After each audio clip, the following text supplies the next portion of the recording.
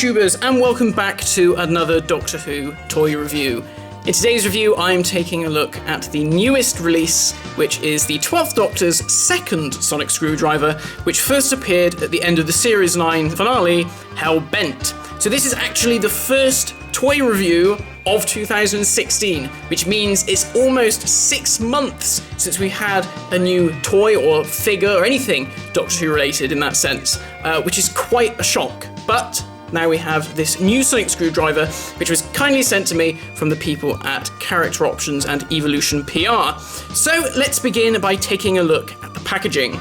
So the sonic screwdriver comes in the plastic tube packaging that we've seen used on previous models. However, now it features the new Collector's Series design. There are some bits of text around the outside explaining the different features, and then around the back we have information about the sonic screwdriver, as well as the usual stuff about replacing batteries and things like that. So now that we've got it out of the packaging, let's take a look at the detail. So this sonic screwdriver has a lot of different components. There's lots going on with it, and this has been very well captured in toy form. So we've got some very nice details around the bottom of the handle. As you can see, all the little ridges around the edge. The actual main part of the handle itself with these sort of hollow pieces. It's almost like these strips of metal that act as a handle rather than having anything solid. And then if we move up, we have this silver slider piece, which is actually the switch. And then around here we have these large, almost claw-like parts around the sides. So you can see that there's actually some little metal screws holding in those plastic parts, but from what I can see, those plastic claws don't actually move or anything. They do seem fixed, and they seem to be fixed to the main emitter section at the top. We also have some other nice details, such as the screws around the outside, which really stand out against the metallic blue.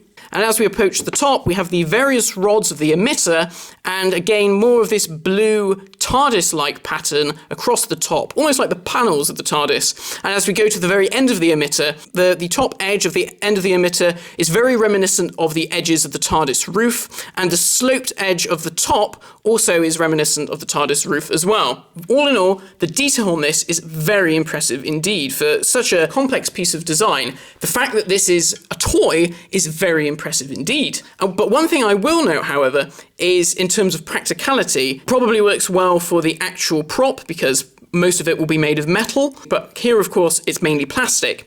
And so these strips around the outside, the handle parts, those are thin plastic. And, you know, they seem strong enough, but I have felt that from time to time, grasping it in my hand, that sometimes a bit of pressure does seem like the plastic is bending in ever so slightly. So that's something to be very careful of. Don't try and squeeze it too hard because you don't want these parts to snap.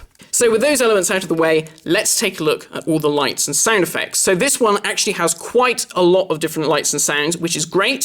So first off, we'll try the green sound. So again, it's just this round switch. Almost looks like if it was the real prop, it would turn under your thumb, like it would rotate. But on this, it just slides back and forth. So if we slide it forward once,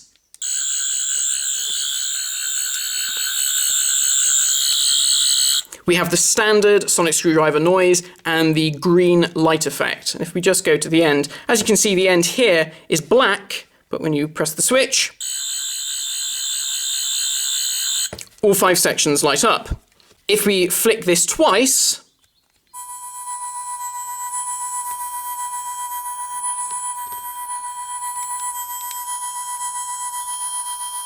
we have a very sci-fi style noise, and we have that really nice gentle pulsing of the green light. Flick the switch down.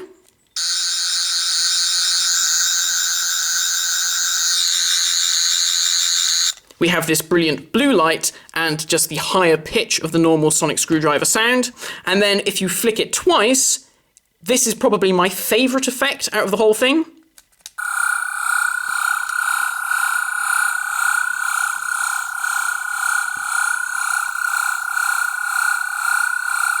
You get that really nice whirring sound with the almost strobe-like effect of the light going round and round. And it looks particularly good in darker light.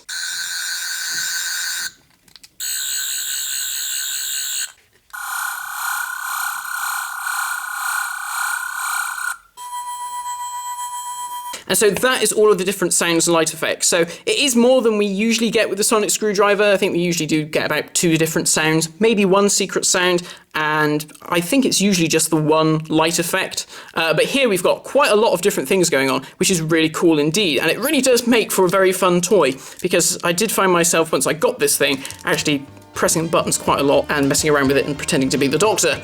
All in all, I think as a toy, it's really great. I think they've done an excellent job of capturing the look from the TV series. You know, it's very difficult to see how a real prop would improve upon it. I mean, I think the paintwork is so well done, the metallic blues and the gold trim. However, one thing that I will say, which is no reflection on the toy, is that in terms of design for the new sonic screwdriver, and I know a few people have already heard me say this before, I am not a fan.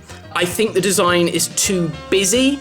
There's so much going on, particularly all like the claw elements around the edge and the way that the handle functions. It just seems to be so much going on. And I'll be honest, I'm not really keen on the whole suggestion that the emitter looks like the TARDIS, like the door panels with the roof. I think that in terms of the colours, it looks quite nice, and I actually do like the way the emitter works in terms of you've got the 5 tubes, but I just think altogether it just looks a bit too higgledy-piggledy for my liking, which of course is no reflection on Character Options toy, it's just a reflection on the design used for the TV series. But as a toy, I think this is excellent. I think if you're going to be cosplaying as the 12th Doctor, definitely pick up one of these if you're going for a series, well, end of series 9, series 10 look, because this will really complete the look, and especially with all the different lights and sound effects, you can really have a lot of fun with this. So thank you very much for watching, guys. I hope you enjoyed the review, and thank you once again to Character Options and Evolution PR for sending this on,